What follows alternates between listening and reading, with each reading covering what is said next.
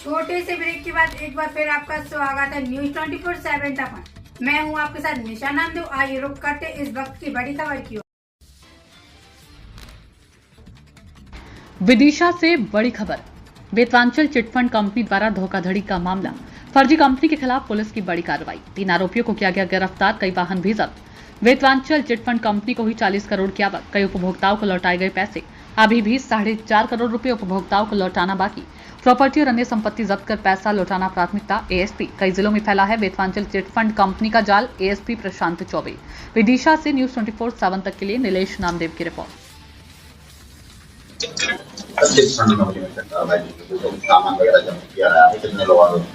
ये पिछले दिनों कुछ ज्ञापन और आवेदन आए थे जिस संबंध में एक प्रकरण पंजीबद्ध किया गया था। बाद में जब डिटेल जांच की गई तो उस प्रकरण में थोड़ा सा फैक्ट्स कुछ हटके आए। जो फरियादी था वही आरोपी निकला उसमें।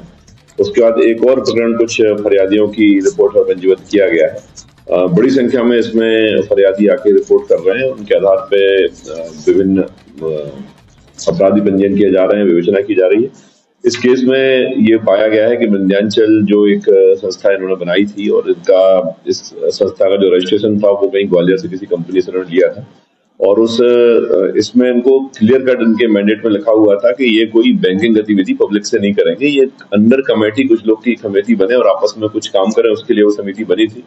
इन्होंने इसको वायलेट करते हुए पब्लिक के साथ पब्लिक की एफडीज करना शुरू कर दिया। पब्लिक के जो पर डे पैसा जमा करते हैं रिकरिंग डिपॉजिट को, उसको शुरू कर दिया, लोन देना शुरू कर दिया और विभिन्न गतिविधियां शुरू कर दी। बड़ी मात्रा में इन्होंने एजेंट्स को ऑफर दिए कि उनको जो जमा कराएंगे उनमें 8%, 9%, 10% तक के वो उसको रिटर्न देंगे। तो इसके कारण बहुत सारे एजेंट्स जो है इसमें जुड़े और बड़ी संख्या में लोगों का पैसा इसमें इकट्ठा हुआ।